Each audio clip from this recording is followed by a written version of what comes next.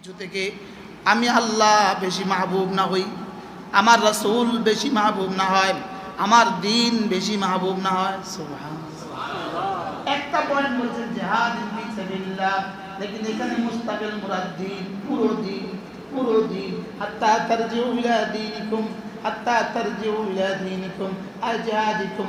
জুজ বলে কুল মুরাদ, জুজ বলে কি মুরাদ? কুল মুরাদ, পুরা দিন। আমি আমার রাসূল আর পুরা দিন যদি তোমাদের কাছে, তোমাদের বাবা মা, তোমাদের ভাই বোন, তোমাদের আত্মীয় স্বজন, তোমাদের ছেলে মেয়ে, তোমাদের স্ত্রী, তোমাদের সম্পদ, তোমাদের বাড়ি, তোমাদের ব্যবসার চেয়ে আল্লাহ যদি বেশি প্রিয় না হয়, রাসূল যদি বেশি প্রিয় না হয়, দিন যদি বেশি প্রিয় না হয়, ফাতারাব্বাসুহা, তাহলে তুমি অপেক্ষা করো হাত্তা ইয়াতিয়া আমরুল্লাহ, আযাবের ফয়সালা আসা পর্যন্ত। নাউজুবিল্লাহ বলেন। আযাবের ফয়সালা কি? আসা পর্যন্ত। এবার নিজেকে নিজে জিজ্ঞেস করেন, আমার কাছে আমার রব সবচেয়ে মাহবুব কিনা? আমার কাছে আমার রাসূল সবচেয়ে প্রিয় কিনা? আমার কাছে আমার রব সবচেয়ে প্রিয় কিনা? আল্লাহর নবী হযরত ওমরকে জিজ্ঞেস করলেন, ওমর, আচ্ছা রাসূল ওমর, সাহাবা কেমন ছিলেন? আকাল্লুহুম তাকাল্লুফা, হৃদয়ে যা ছিল মুখে তা ছিল। হৃদয়ে একটা মুখে একটা, এটা সাহাবায়ে কেরাম কখনোই ছিল না। সাহাবায়ে কেরাম এটা কি? আমাদের বাচ্চারা দেখবেন হৃদয়ে যা মুখে তা। 3 বছরের বাচ্চা, ও আর ভিন্ন কিছু বুঝে না। ছোটবেলায় আমার বড় ছেলেটা আসলে সে দাওরা পড়ছে, এখন মিশরে পড়ে। ওর বয়স 3 বছর, আমি ওকে নিয়ে হাঁটতেছি, তো একজনে বলতেছে তোমাকে একটা জুস দিই, ও বলতে দিই দেন। তো ওই বেটা জুস আনতে গেছে, তা আমি ওকে বলতেছি তুমি জি দেন বললা কেন?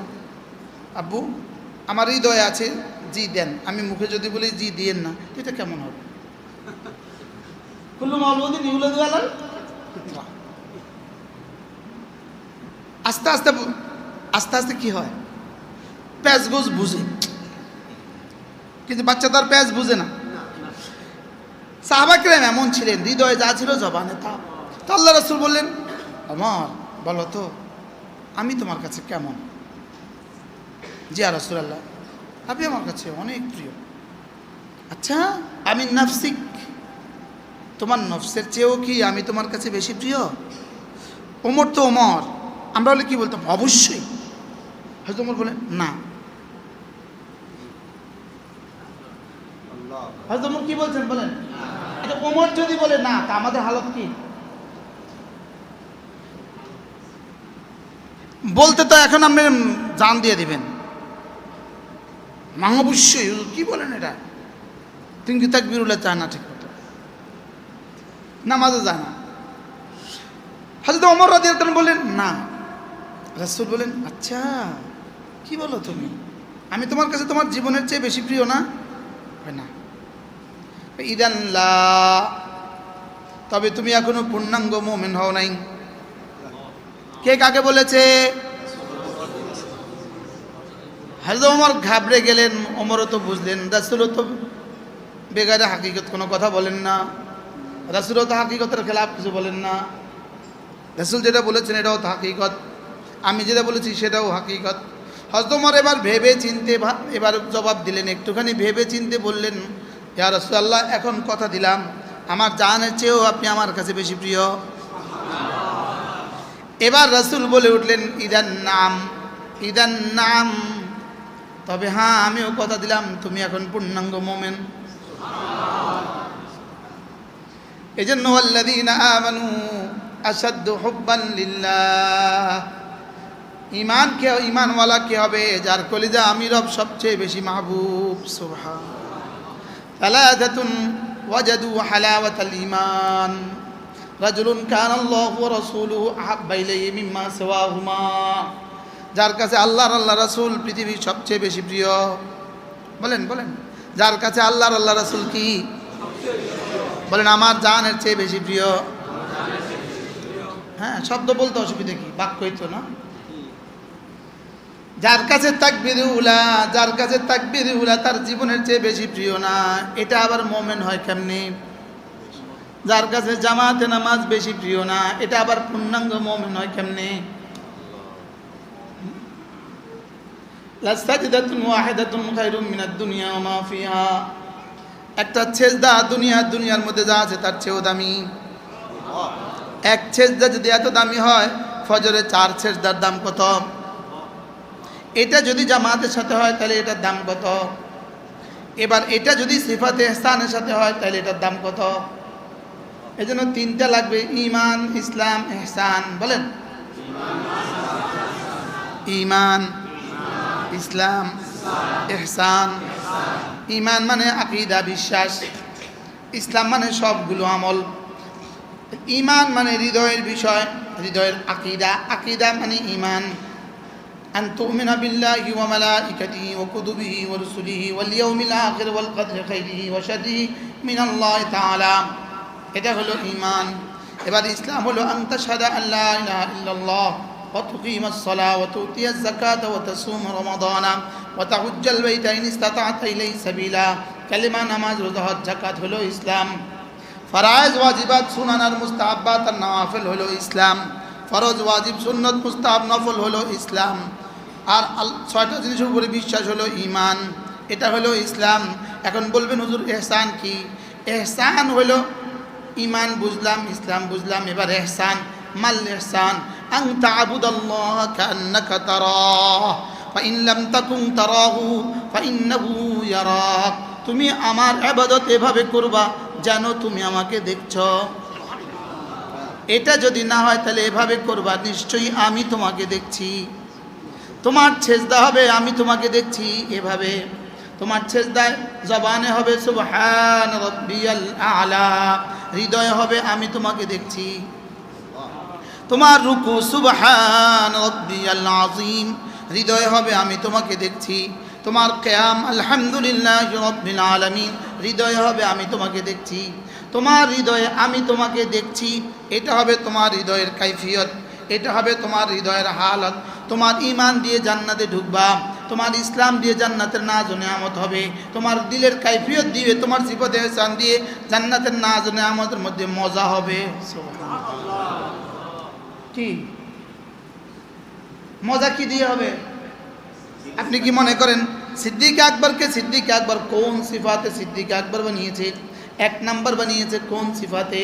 রাসূলকে 1.25 লাখ নবীদের মধ্যে 1 নম্বর বানিয়েছে কোন সিফাত? সিফাতে ইহসান। 1.25 লাখ নবীদের ইহসান যতটুকু ছিল, মুহাম্মদুর রাসূলুল্লাহর সিফাতে ইহসান তার চেয়ে বেশি ছিল। এবার হযরত ওমর থেকে নিয়ে কিয়ামত পর্যন্ত সকলের ইহসান যেমন, হযরত সিদ্দিক আকবরের সিফাতে ইহসান তার চেয়ে বেশি। এবার ফারুক আজমের সিফাতে ইহসান দ্বিতীয়, ওসমানের সিফাতে ইহসান তৃতীয়, আলীর সিফাতে ইহসান রাদিয়াল্লাহু আনহু আলীর সিফাতে ইহসান চতুর্থ। এই সিফাতে ইহসানের বুনিয়াদে তরতিব কায়েম হয়। ওয়ালাল আখিরাতু আকবারু দারাজাতিন ওয়া আকবারু তাফদীলা। একই ইমামের পেছনে নামাজ পড়লাম, একই ইমামের পেছনে নামাজ পড়লাম, খেয়াল করেন ইমামের সিফাতে ইহসান হিসাবে নাম্বার লেখা হবে। ইমামের সিফাতে ইহসান দিয়া প্রত্যেকের সেই পরিমাণ নাম্বার। প্রথম নাম্বার হলো প্রত্যেকের 27। প্রথম নাম্বার কত? 27। এবার ইমামের সিফাতে ইহসান দিয়া নাম্বার হয়ে গেল 27 লাখ। এবার সব মুসল্লির একসাথে হয়ে গেল 27 লাখ। এবার কোন মুসল্লির সিফাতে ইহসান আরো বেড়ে গেছে, এবার তার নামাজ হয়ে গেল 27 কোটি। আরেকজনেরটা হয়ে গেছে 27,000 কোটি, আরেকজনটা হয়ে গেছে 27 লাখ কোটি, আরেকজনটা হয়ে গেছে 27 কোটি কোটি। এবার বলুন তো সিফাতে ইহসান কি করে? বলেন দাম বাড়ায়। সিফাতে ইহসান কি করে? তাহলে শয়তান মোটামুটি আমাদের থেকে এই ব্যাপারে মায়ুস। ও নামাজ পড়বে না এই ব্যাপারে মোটামুটি ও নামাজ ছাড়বে না এই ব্যাপারে শয়তান মোটামুটি মায়ুস। শয়তান নৈরাশ হয়ে গেছে, ওকে নামাজ না পড়ার চেষ্টা করে আর লাভ নাই, ওকে নামাজ না পড়ার চেষ্টা করে আর লাভ নাই, ও নামাজ ছাড়বে না। এখন শয়তান সারা দুনিয়ার সব শয়তান আমার পেছনে আছে এই চেষ্টা করার জন্য ওর নামাজকে দামি বানায় দিও না। বুঝেন না কথা? হ্যাঁ, ওর নামাজ যেন দামি না হয়। ওর নামাজ 27-27 থাকুক, ওর নামাজ 27-27 থাকুক, ওরটা 27 থাকুক, ওরটা 27 থাকুক। কি এখন আমি কি 27 রাখবো না 27 লাখ বানাবো? 27 লাখ বানাবো না 27 কোটি বানাবো? ইল্লা ইবতিগা ওয়াজহি রাব্বিহিল আলা। হ্যাঁ, আমার নামাজ হবে দুই বুনিয়াদে। এক নম্বর, নামাজের বাহিরের যা আছে সব শুদ্ধ হবে, নামাজের বাহিরে যা আছে সব শুদ্ধ হবে। আল্লাহু আকবার শুদ্ধ হবে, সুবহানাকাল্লাহুম্মা শুদ্ধ হবে, আলহামদুলিল্লাহি রাব্বিল আলামিন শুদ্ধ হবে, সবগুলো শুদ্ধ হবে। দুই নম্বর, ফরজগুলো হবে, ওয়াজিবগুলো হবে, সুন্নতগুলো হবে, নফলগুলো হবে, সব শুদ্ধ হবে। এরপরে আমার দিলে কথা বলবে, আমি না আল্লাহকে দেখছি। এটা হবে না আমার দ্বারা যায় মুশাহাদা, আমার দ্বারা হবে না। তাহলে দ্বিতীয় স্তর, নিশ্চয়ই তিনি আমাকে দেখছেন। বলেন বলেন বলেন। জজ সাহেব এজলাসে বসছে, আপনি আসামির কাঠ গোয়া, জজ সাহেবের কাঠ গোড়ায়। জজ সাহেব খাতা কলম নিয়ে ব্যস্ত, লেকিন মাঝে মাঝে আপনার চেহারার দিকে তাকায়, চশমার ফাঁক দিয়ে তাকায়। আমরা যখন জেলে ছিলাম, হাজিরা দিতে গেলে দেখতাম কি জজ সাহেব মাঝে মাঝে কি তাকায়।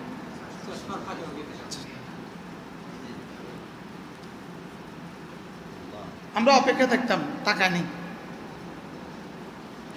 গত পরশু আমার একটা জায়গার দলিল ছিল, বিক্রি করছিলাম। এত গ্যাদারিং ওখানে, রেজিস্ট্রারের এখানে, মানে কয়েকশো মানুষ। আমার নাই টাইম, মোহরাররা খুব পরেশানিতে আছে, কিন্তু জাস্ট রেজিস্ট্রার টাকা নেই। হঠাৎ করে রেজিস্টার তাকাইছে, হুজুর আপনি চার থেকে উঠে আইসা আমার হাত ধরে নিজের এখানে বসায়, এটা আবার টাকা, এটা খেলে গাইছে। এখন একটু তাকাইছে আর আমার এত বড় উপকার হয়ে গেছে। তো রব যদি আমার দিকে তাকায়, আমার উপকারটা কেমন হবে? সব মানুষ চায় রয়েছে। ওই বেটা তাড়াতাড়ি, এই ফাইল নিয়ে এসে আফওয়ান, আমি খেয়াল করিনি। এখন ইন্নাল্লাহ ইয়ালতাফিতু ইলা আবদিহি মা দামাল আবদু ইয়ালতাফিতু ইলা রাব্বিহি। বান্দা আল্লাহর দিকে যতক্ষণ মনোনিবেশ থাকে, আল্লাহ বান্দার দিকে ততক্ষণ তাকিয়ে থাকে। বান্দা ইলতিফাতে জাহিরি, চোখ দিয়ে তো বান্দা তাকাতে পারবে না। তাহলে বান্দা তাকাবে কি দিয়ে? বান্দা তাকাবে দিল দিয়ে। আল্লাহ তাকাবেন চোখ দিয়ে, বান্দা তাকাবেন দিল দিয়ে। সুবহানাল্লাহ বলে। যে বান্দা এভাবে দিল দিয়ে তাকাতে থাকবে। এবার রব্বুল আলামিন বলেন, লিল্লাযীনা আহসানুল হুসনা ওয়া জিয়াদা। কথা দিলাম যে আমার দিকে তাকাবার চেষ্টা করেছো দুনিয়াতে, আমাকে দেখো নাই। দিল দিয়ে দেখার চেষ্টা করেছো, আমাকে দেখো নাই। তবে আমি তাকে দেখছি, একথা যে মনে মনে ভাবতাম। লিল্লাযীনা আহসানু, যারা এই কথাটা ভেবে সেজদা দিতা। যাও, কথা দিলাম আল হুসনা, নেক আমলের বিনিময়ে তোমাকে জান্নাত দিব। ওয়া জিয়াদা, তোমার আমাকে দেখার চেষ্টার বিনিময়ে ওয়া জিয়াদাতুন দিব, জিয়াদা দিব। আর জিয়াদা মানে আন নাজরু ইলা রাব্বি আযজা ওয়া জাল, আল্লাহর দিকে তাকানোর মজা দিয়ে দিব। কেন? দুনিয়াতে প্র্যাকটিস করেছো, আখিরাতে প্র্যাকটিক্যাল করবা। দুনিয়াতে কি করেছো? প্র্যাকটিস করছো। আখিরাতে কি করবা? হ্যাঁ, প্র্যাকটিক্যাল। আমাদের ডাক্তাররা এখন, স্টুডেন্টরা এখন কি করে? প্র্যাকটিস করে। কদিন পরে কি করবে?